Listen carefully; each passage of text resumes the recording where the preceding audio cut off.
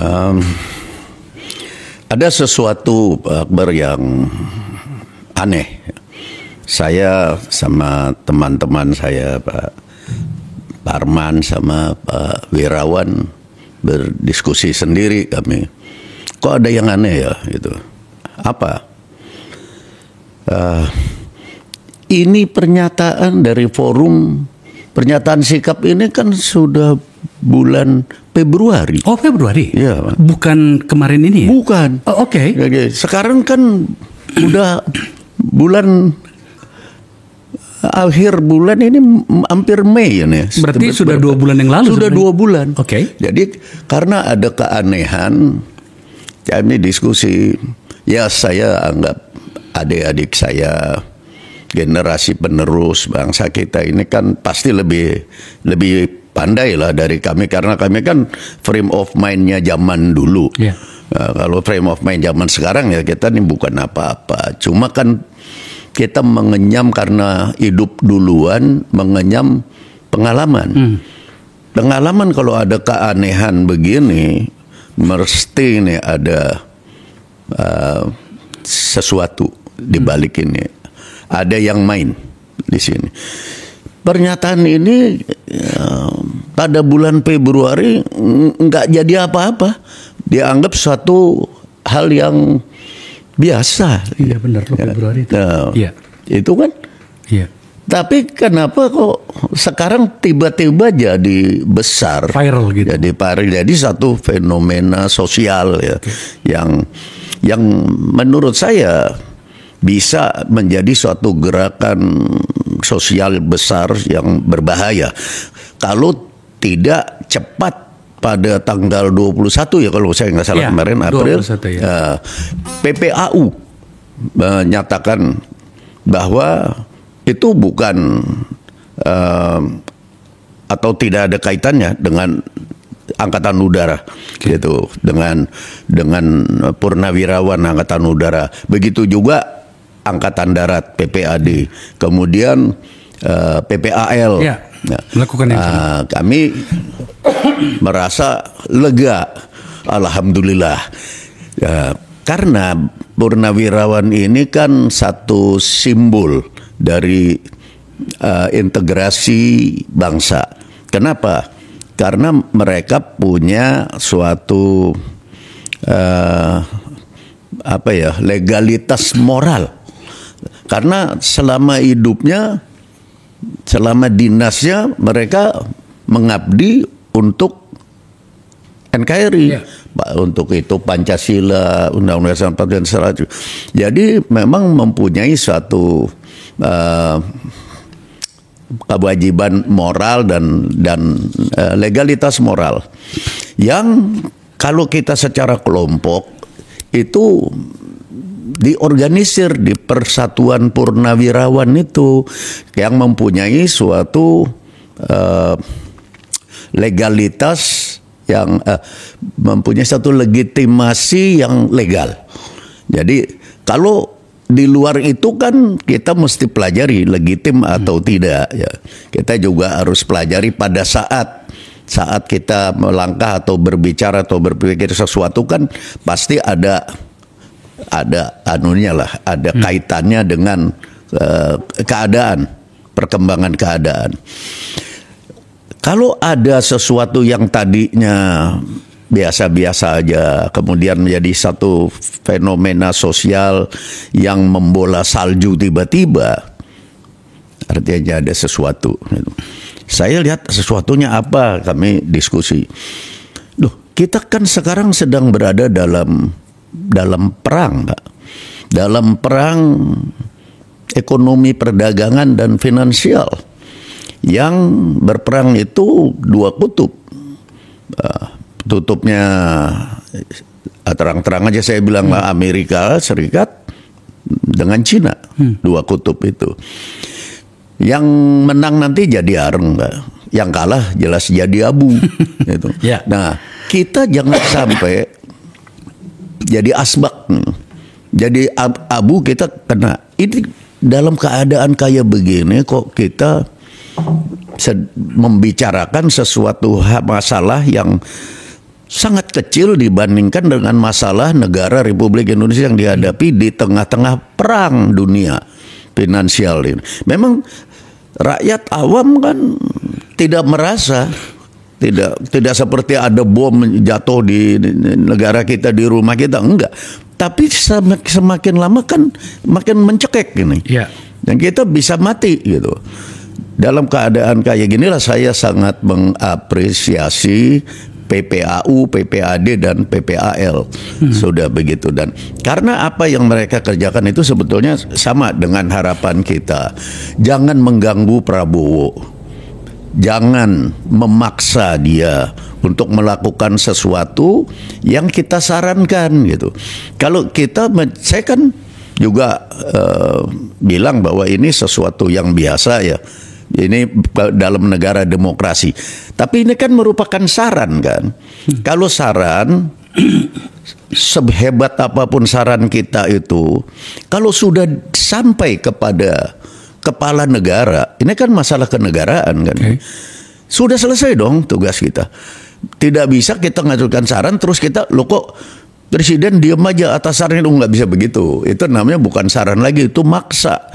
Nggak bisa kita memaksa Presiden, memaksa Prabowo sampai nanti dia bisa-bisa kepleset melanggar undang-undang. Menurut Bapak ini sudah memaksa Presiden ya?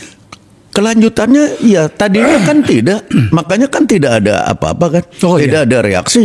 Ya sesudah 2 bulan kenapa jadi begini gede? Wah ini udah keluar dari jalur menurut saya. Udah nggak benar.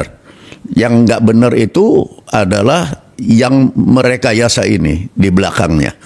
Jadi saya ingat pada masa-masa waktu kami masih aktif, selalu saja kita rasakan tidak bisa dibuktikan ada permainan namanya clandestine, yaitu permainan intelijen dari negara-negara besar.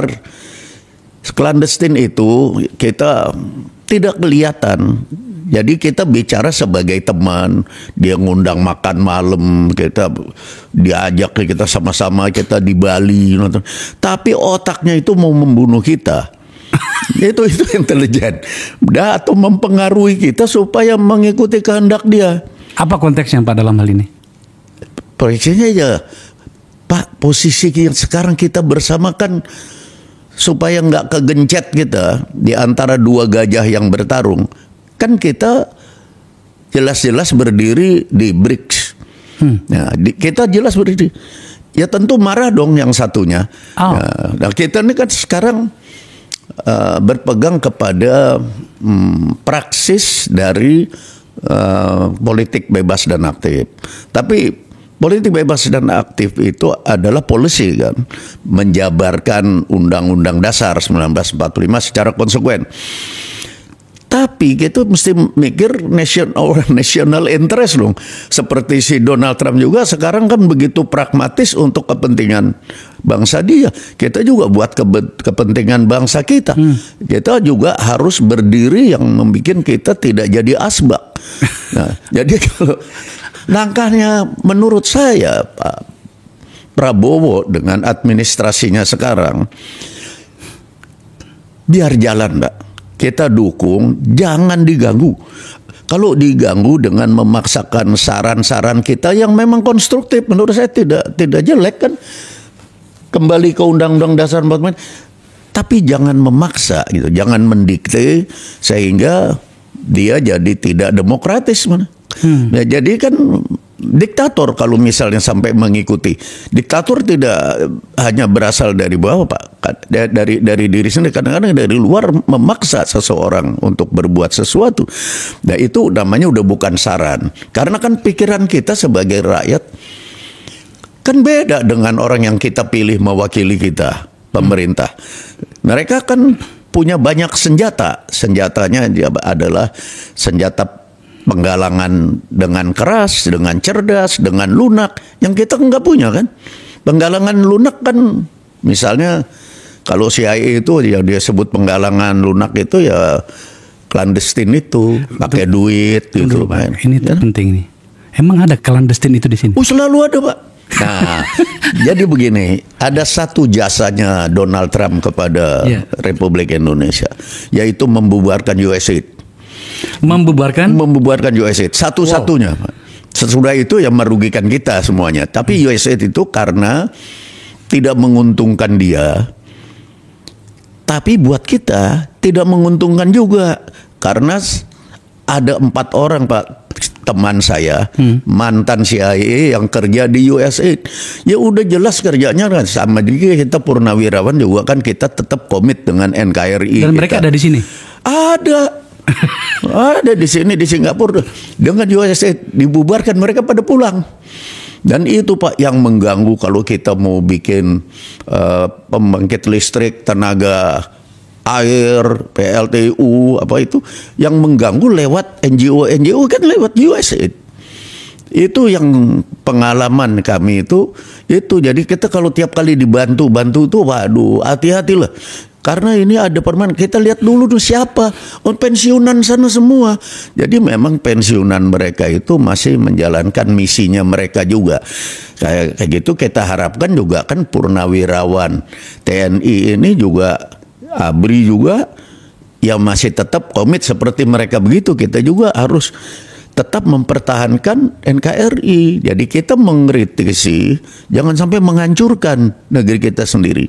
Yang kita kan seringkali karena kita begitu ideal, begitu besar idealisme kita, sampai kita lupa kadang-kadang bahwa itu tidak cocok dengan keadaan sekitar kita. Menurut Bapak, kecenderungan itu ada dalam pikiran beberapa orang yang mengambil sikap membuat catatan penting bagi banyak orang juga ini?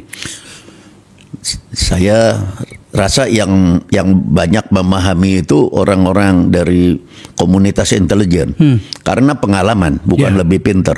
Ini pernyataan sikap ini sesuatu sosial fenomenon. Jadi biasa aja. Tapi sekarang tiba-tiba kok menggelinding jadi bola salju. Terus untung ini Persatuan Purnawirawan TNI ini cepat gitu, dan sesudah 2 bulan cepatnya itu. Tapi paling tidak menghentikan ini besar menjadi suatu gerakan sosial yang besar. Kalau menjadi suatu gerakan sosial yang besar, Pak Akbar, bahayanya ada yang nimbrung. Tinggal satu, kalau ada tokoh nasional yang sangkuni, dulu istilahnya tuh sangkuni. Ada tokoh yang tiba-tiba nih jadi tokoh. Karena sebetulnya dia nggak kerja apa-apa, tapi melihat kayak begini, kalau ada tokoh sangkuni muncul, ini sangat berbahaya. Kata istilah kita itu orang yang menang di tikungan ya? Ya, mengail di air keruh sama. Yang mengail di air keruh, tiba-tiba terkenal dia. Terus itu ujung-ujungnya kepada dieksploitir oleh pihak clandestine itu, siapa dipakai. yang mengendalikan mereka? Nah, siapa? Ini nanti akan muncul. Untung Persatuan Purnawirawan cepat dan juga dari pemerintah juga menyampaikan sesuatu. Tapi di sini yang paling penting karena ini dari bawah, Pak ya, dari floor. Alangkah bagusnya juga penjelasannya dari floor. Saya appreciate ya Pak Akbar Faisal. Dan saya appreciate betul para purnawirawan di organisasi yang memang berlegitimasi legal, yaitu itu tadi PPAU, PPAD, PPAL. Sehingga saya buru-buru datang ke sini. Saya lihat begini Pak ya. Karena moralnya purnawirawan itu yang dijunjung nilai-nilainya sama dengan moralnya TNI. Apa sebetulnya? Moral TNI itu sebetulnya disiplin, Pak. Oke. Ya, disiplin, persatuan, baru mentalitas, baru profesionalisme. Cuma 4. Tidak ada demokrasi sebetulnya. Di tentara nggak ada demokrasi, Pak. Iya. Ya kalau kita bikin kamu maju ya. Dari lambung sana kiri, kanan kamu kiri. Dia bilang, komandan, kenapa mesti saya? Kan masih ada yang lain. Nah, itu nggak bisa di tentara begitu. Jadi kehidupan tentara sebetulnya nggak ada demokrasi. Nah, tapi disiplin. Tapi begitu tentara masuk ke ranah politik, Disiplin masih dibawa, itu keuntungannya. Keuntungan bagi aspek politik. Kalau tentara masuk di politik masih membawa disiplinnya sebagaimana tentara, maka terjadilah Cina, terjadilah Vietnam pada maju. Disiplinnya tetap tegak. Pasar boleh bebas, boleh liberal, boleh. Tapi tetap stabilitas nasional dijaga. Kalau tidak, ambruk. Kayak Amerika, Pak, kita lihat. Tiap ganti presiden dia ganti arah kan. Arah politik beda. Ini kan rentan. Tiap keputusan, coba aja. Dari dia bilang 245% untuk Cina. Tiba-tiba dia ribut sama Elon Musk, marah sama dia. Bentrok. Dia lantus lunak. Khusus untuk semikonduktor, enggak. Itu kan kontrol oleh siapa, Pak? Iya. Itu cara pikir pedagang biasanya kayak gitu. Ya. Kan begini, Pak. Saya lihat 1981 ya. Vietnam mendeklar sebagai satu negara terbuka yang saya sangat ingat begini. Konstitusi dia pasal 1 ayat 1, warga negara Vietnam boleh beragama dan boleh tidak beragama. Itu satu tunjuk bahwa ini adalah kebebasan. Yeah. Nah, itu Vietnam. Tahun 83 Deng Xiaoping di negaranya mendeklar pembaharuan di segala bidang. Yang dia bilang kucing itu warnanya apa aja, tapi warna apapun yang penting bisa nangkap tikus. Tikus. Okay. Artinya stabilitas nasional, stabilitas pemerintahan, stabilitas politik tetap dipegang. Pasar boleh bebas, Pak. Banyak orang kaya tiba-tiba, dan Vietnam maju, Singapura maju, Cina maju. Singapura kan Lee Kuan Yew pidato udah berapa kali kan? We are Singaporean. For Singaporeans, number one is discipline. Demokrasi after that. Maju dia. Jadi persoalan sekarang di kita, kalau mau maju memang keputusan-keputusan politik itu jangan terlalu lama. Dan jangan bergonta-ganti seperti liberal demokrasi. Kita kan punya demokrasi sendiri. Kita bukannya menolak demokrasi, tidak. Tapi demokrasi itu kan jalan, bukan tujuan. Tujuan kita bukan itu. Jangan seperti Amerika ngomong sama Arab Spring seolah-olah demokrasi, mendemokrasikan Arab dengan demokrasi, itu kan nggak jelas. Iya, Pak. Ya, jadi gitu, Pak. Jadi menurut saya sah-sah aja. Jadi tentara di demokrasi justru membuat demokrasi itu matang, tidak ke bawah kemana. Jangan demokrasi itu yang sebetulnya demokrasi itu menjunjung tinggi etika kan, Pak. Etika itu harus diisi dengan disiplin supaya tetap punya nilai praksis. Artinya kalau praksis sama praktek lain. Praksis itu punya nilai kebenaran. Kalau praktek kan bebas nilai. Bebas nilai. Iya, itu.